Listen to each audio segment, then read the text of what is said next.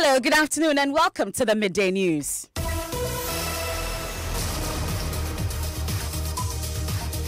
This bulletin is coming to you live from our studios here at Kokomlemle in Accra on digital address GA0993341. It's broadcasting live on Joy 99.7 FM, also live on Love 99.5 FM in Kumasi, affiliates across the country on ABN Radio in London and around the world at myjoyonline.com. The news is brought to you by Telesol 4G, proudly Ghanaian. Telesol, just a touch. UMB Bank, UMB Speed Up, Digibank, Let's Go, and Mac Autoparts Ghana, distributors of Isuzu and Chevy vehicles. Matt Autoparts Ghana, with you for the long run. In this edition, Interior Minister directs police and military to be on standby to help victims as several farmlands and residences are flooded from spillage of the Bagri Dam in the Upper East region. I've been in touch with the military and the police, and I've told them to stand by. Should there be the need, we've got a message that one of the bridges between Tumu and Wan is collapsed. We're trying to validate that. Government justifies decision to contract Ghana's single biggest loan ever, a $50 billion century bond. We'll get details from Information Minister Designate Kojo Ponkroma on the announcement during President Akufo-Addo's state visit to China. Rollout of the double track system begins as the Ghana Education Service gets ready to release this year's placement into schools this week. Latest by Wednesday, we would announce the release of the placement into senior high school. On Joy News Agenda, we are focusing on preparedness of all the stakeholders involved to implement this controversial new system. I do not necessarily buy the idea that encourages deviancy along the way. We are using an innovative means to bring in the double track system. And in sports, 7 House of Folk fans who were arrested yesterday for ripping up seats at the Baba Yara Stadium during a friendly against Kumasi Asante Kotoko are being processed for court. We hear from the police in Kumasi. And later, former Ashanti Regional Deputy Minister Joseph Yamin justifies role of vigilante group with disrupted NDC delegates conference in the Ashanti region as he rejects suggestion it caused his defeat. They were not there to distract them. Whenever there is a need to have our boys give maximum security protection to the party structure, execute party agenda, definitely we are going to use them. And as former President Mahama is set to begin a nationwide tour to engage both winners and losers of the polls, will assess whether the new grassroots leadership will have any bearing on his presidential bid. All that and more here on the Midday News with me, Emefa Apau. Do stay.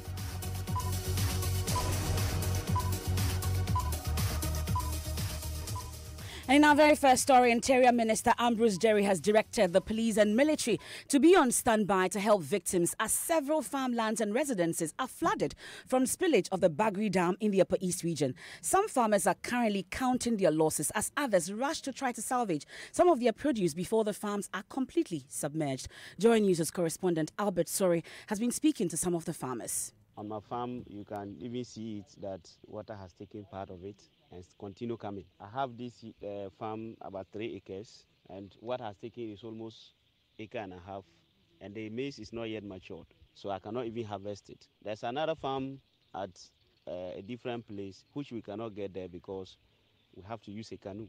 So you can just see that it's a natural disaster for not only me alone, but to all farmers around those who farmed around the White Volta. So the other farm too, I guess upland, because they are always advised that we should farm at the uplands. That one is a late one, young maize. I applied my fertilizer, it's about 2 weeks now. But because the constant rainfall, I don't think I can even access their place again. You have a farmer there interacting with Joy News correspondent Albert Sori, and he joins us live. So Albert, paint a picture to us about the seriousness of the situation. Yes, the situation at the moment is very serious. Already, many of the farms that I have seen here are submerged in water.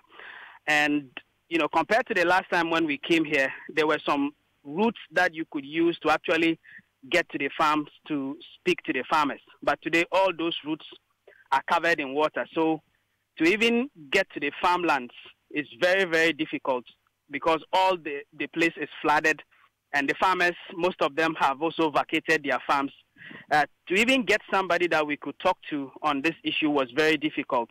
But I managed to get one of the farmers who took us through a very long route to one of his farms, which, is gradually being covered in water already. So the situation is serious. And one thing he did to show me about how the water is increasing was that before we got to his farm, he just used his finger to create a mark on the ground to tell us that this was where the water was before we got to the farm. Now, in less than an hour, when we were coming back, already that line that he marked on the ground had been cleaned because water had already covered that place. So the water is increasing virtually by the minute, MFA. Okay, we know that there were announcements prior to the spillage, though, but is there any intervention in place for those who are going to be losing their farms, for instance? Today, in the course of my conversation with these farmers, none of them has mentioned any sort of intervention. In fact, those who are managing to salvage the little they can get from their farms are having to use canoes to access some of the farmlands. Earlier on, we were told that some NADMO officials came to observe how the situation was getting, but none of them has actually suggested or told the farmers what is going to be done for them at all. As far as this place is concerned, this is the Pualugu community. That is the information we are getting. Albert Sorry there is Joy News correspondent for the Upper East region. Meanwhile, Interior Minister Ambrose Derry tells Joy News he's confident the presence of the security personnel will avert casualties. I have sent the Director General of NADMO to the north, Mr. Ajiman, and he is kept in touch with me over the weekend. The report he gave me was that it was raining so much in the north, days on end, and that the rivers in the north by themselves have overflown their banks. And we expected that Barry was going to start spilling about 2 days ago, which they have started, and we are monitoring the situation. The important thing is that we are advising all residents who are along the banks of rivers to be aware that this is going to come on and to keep away from the banks. And we hope that they also be conscious of the fact that in August, September, we have long rains, and we're hoping that damage will not be much. I've been in touch with the military and the police, and I've told them to stand by. Should there be the need, we've got a message that one of the bridges between Tumu and Wa is collapsed. We are trying to validate that. I believe when we do so, I've already spoken to the military as to whether the engineers will be necessary. I certainly will liaise with the regional minister up there, who is the chairman of the Security Council. Well, you do spill water when you think that the amount of water that is in the dam is too much for the dam wall to hold. If you don't spill the water, your dam wall will break. And if it does, we are probably going to get higher volumes of water rushing down. What we need to do is to find out how we are going to harness the water as it comes. First of all, we've had the Bui Dam has come in to serve as a break, and I believe that there are various ways that we can deal with it. I know that under President Kufuor there were other plans to have minor hydro or dams along the way. Those are things that we need to discuss, but that's the thing that we need to discuss with the Ministry of Agric and the Irrigation Development Authority. Interior Minister Ambrose Derry there. Away from that, government has justified plans to issue a $50 billion century bond aimed at boosting development in Ghana. President Akufo-Addo gave a hint about the floating of the bond during a state visit to China over the weekend. The bond is said to be the biggest single loan contracted in Ghana's history. Information Minister Designate Kojo Oppong-Nkrumah says it is a strategic decision to ensure the servicing of the country's expensive short-term loans. He spoke on the Super Morning Show. It's a good opening. It helps you to refinance some of your short-term expensive instruments and gives you more fiscal space and gives you more resources to stretch over a period and to deliver more value. So yes, the administration is considering a century bond, and I'm sure that in terms of ticket size and timelines for issuance, again, when we conclude on that, we'll have an opportunity to discuss. Okay, I just have in front of me a Bloomberg report which is headline. Remember Argentina's century bond? It just hit a record low. Now, even though it sold $2.75 billion of century bonds a couple of years back, the bonds have tumbled to a record low of 86.79 cents a dollar, and investors are questioning the credibility of the Argentina's central bank and the global emerging markets assets slide. So it's not being as profitable as we would have thought. Would you be making these considerations when you are looking at finally making such a decision? I mentioned Argentina as an example, and you've also Argentina, and you're saying that it has hit a record low in terms of what? Yield for investors. If that is what it is, I haven't seen the document, but if that is what it is, then that's what every country is looking for, that you issue a bond that helps you to raise money to do a good job, but you don't end up paying exorbitant rates. When that is happening, whoever has bought the bond may say that it is not yielding him or her as much as, but you, the issuer of the bond, that is what is good for you, so that your bond is not necessarily overly expensive in that space. That's my understanding of what you have just read. But it doesn't take away the fact that if you get a century bond, it helps you to improve liquidity, it helps you to improve your financing, it helps you to spread out your obligations and create more fiscal space to grow your country. You have the Information Minister Designate Kojo Ponkrumah there speaking to Daniel Darcy on the Super Morning Show. Let's get the thoughts of the minority on this century bond. And Deputy Minority Leader James Klutia-Veggie joins us on the line. So you've heard the Information Minister Designate confirming it's a 100-year bond worth $50 billion to boost development in all spheres. What then will be the minority's concerns on this? Thank you very much. And first of all, good afternoon to your listeners. MFR, I think that I have not got enough information just based on what the Information Minister David has explained. Did not give enough information on this bond.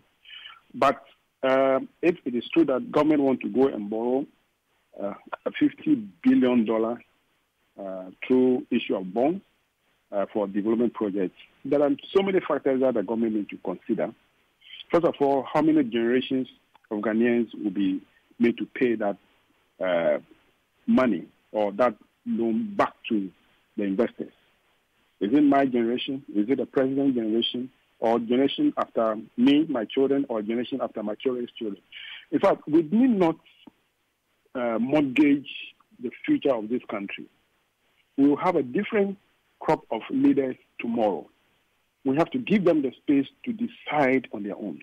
First of all, what is the developmental needs of Ghana in 100 years from now?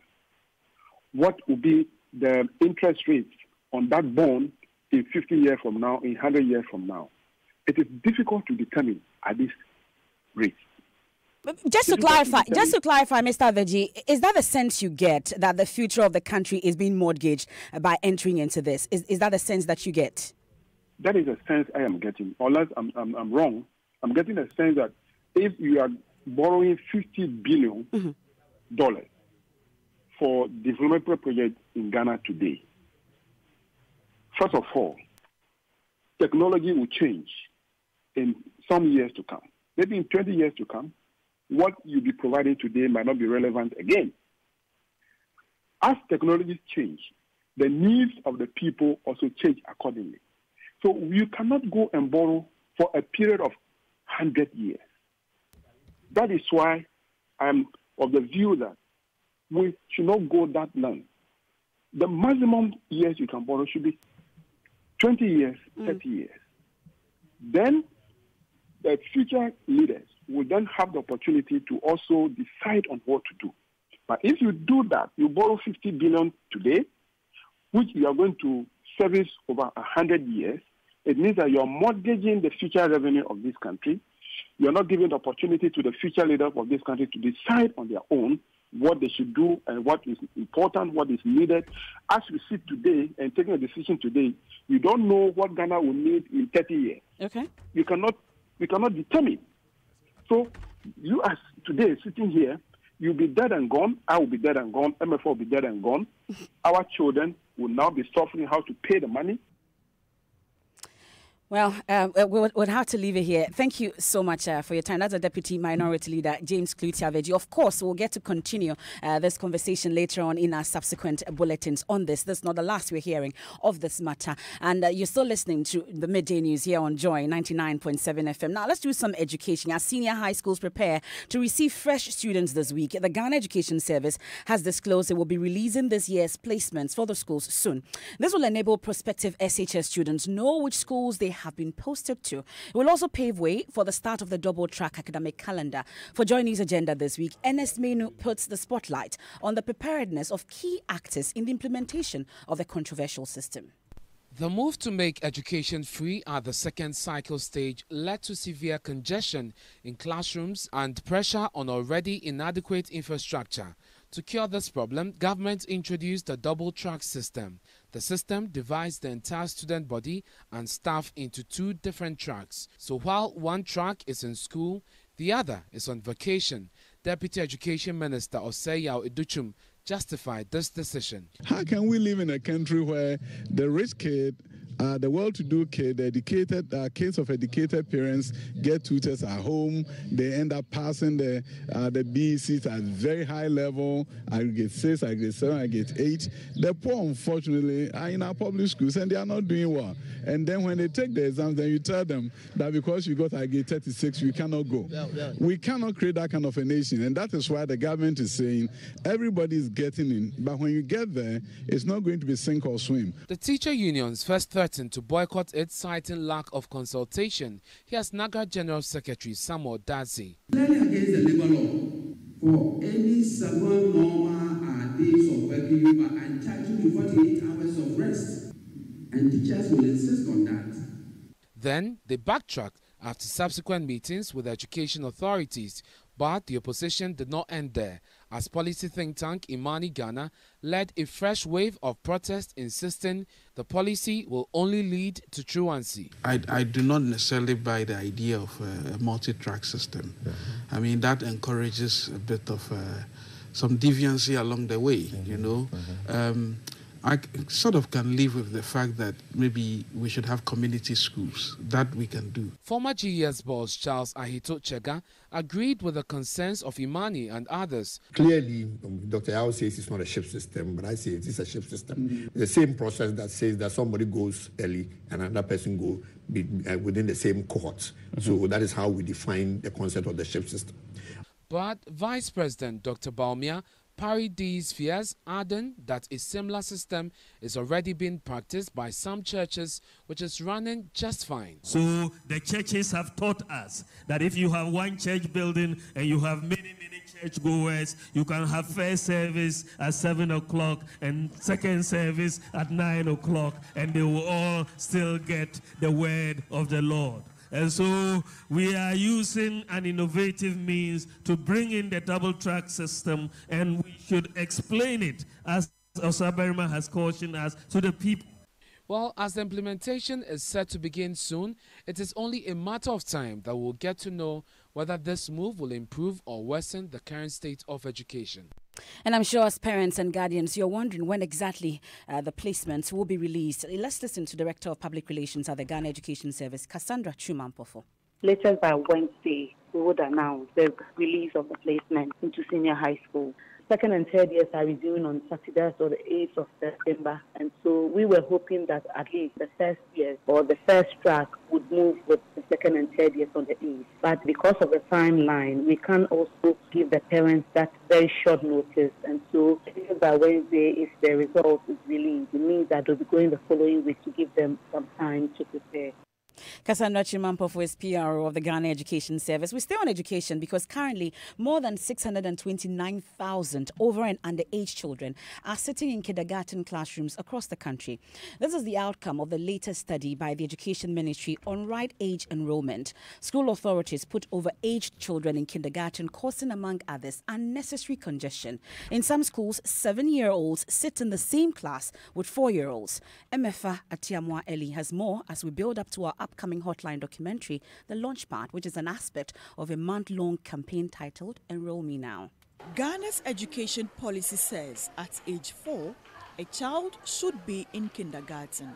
However, according to the 2016-2017 Ministry of Education's Management Information System, there are more than 600,000 children aged between 6 and 11 years who sit in KG classrooms, while over 350,000 are not in school at all. Children as old as 7, 8, 10 and 13 years are lumped with those between 4 and 5 years in the same classroom.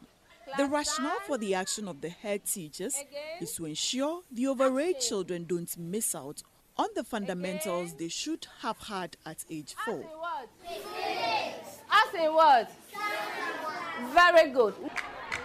12-year-old Josephine Akpe is now in KG2. Compared to her classmate Frema, who is 4 years old, Josephine seems to be having it tough, catching up with classmates who are much younger than her. She struggled to introduce herself to me. My name is Joseph Akpe. I am 12. I am 12 years old. I am KG2. Great, you did well. So at times when you are teaching like this, she feels so reluctant. At times too, she feels shy, being the eldest among the class. Of course, you can catch the first part of the documentary Launchpad later tonight at 8:30 p.m. on the Joy News channel or Multi TV. Let's enroll them now. You're still listening to the Midday News on Joy 99.7 FM. Time to take a break. When we return, former Capital Bank manager, now grilling pork for a living, gets capital injection to boost his business. After Joy News story, we'll get details of that. And also, former Ashanti Regional Deputy Minister Joseph Yamin justifies role of vigilante group which disrupted NDC delegates conference in the Ashanti region. As he rejects suggestion, it cost his defeat. They were not there to distract, and whenever there is the need to have our voice give maximum security protection to the party structure, execute party agenda, definitely we are going to use them. That is a sweet sound of excellence. That is the sound from Mack. Yes, Mack Ghana is the #1 distributor of the world's best quality Isuzu and Chevrolet vehicles in Ghana. Isuzu trucks from 1.5 tons to heavy-duty vehicles. Isuzu buses from 15 to 33 seaters, double and single cabin pickup, available in automatic and manual transmissions. We also stock a wide range of Chevy cars from SUVs, sedans, and small cars, fully loaded with exquisite specifications. All our range of vehicles stand out due to its high fuel efficiency, safety, luxury, spacious interior, world-class delivery, and after-sales servicing. What's more, we offer flexible payment terms to meet your pocket. Mack Ghana is a sole distributor for Isuzu trucks and pickups, as well as all range of Chevrolet cars in Ghana. Call us on 0302-813-919 in Accra or 0242-039-550 in Kumasi. Visit our website MackGhana.com. Mack Ghana, with you for the long run.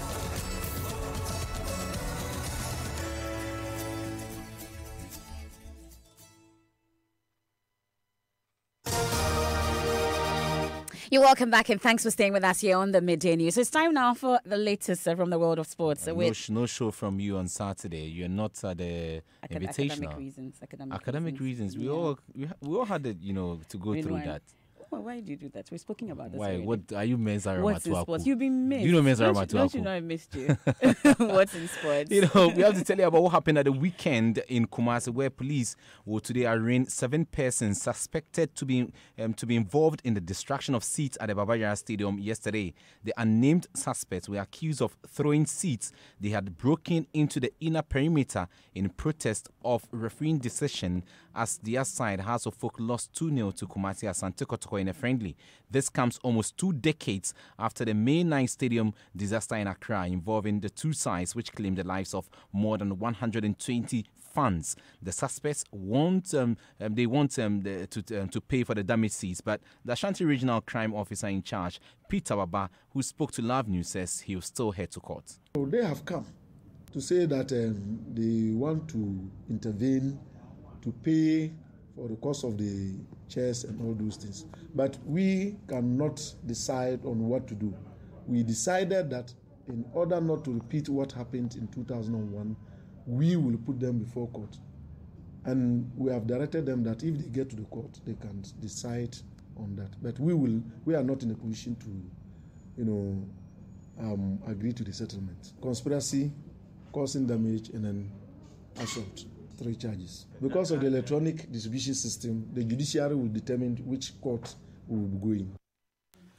You heard that's the Ashanti Regional Crime Officer Peter Babade speaking on those fans at the Baba Yara Sports Stadium.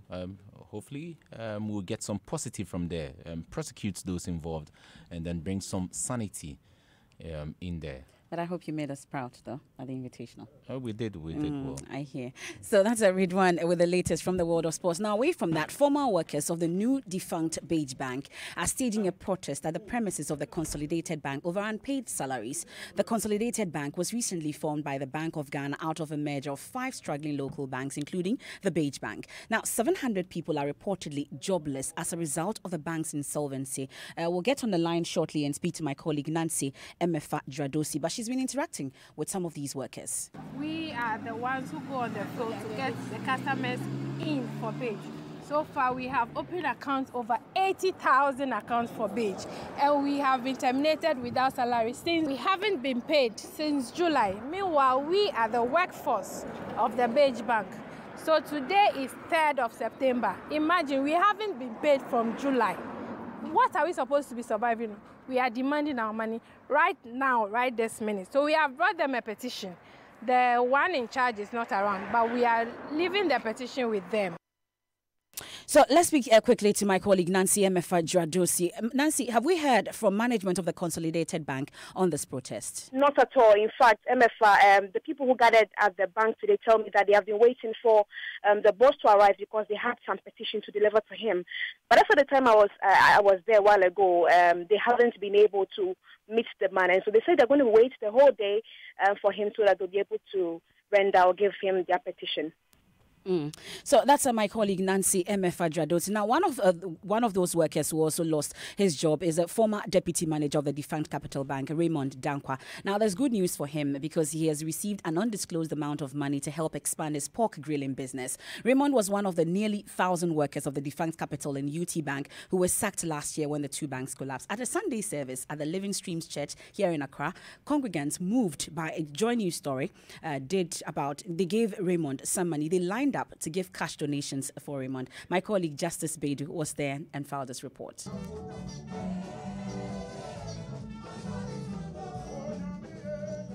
God is good. This is the song on the lips of congregants at the Sunday morning service in the Living Streams Cathedral here in Accra. Members in their hundreds dancing while they file past the offertory bowl. Each one of them drops an envelope stuffed with money. This is an extended service for a church member in dire need. Leading the service is Reverend Ebenezer Markwe. As a pastor, and for us as a church, I hear 2 people are dead. 2 employees are dead. People have lost their lives as a result of other people's actions or inactions. There is a brother who is in need. He's just been through hell. I live near Beige, the Beige buildings, the Beige Bank this time. One morning I was just driving through and I saw a lot of the Beige staff. And I can tell you this, I can count many of them who are just looking into the sky. It's like they had gone abstract.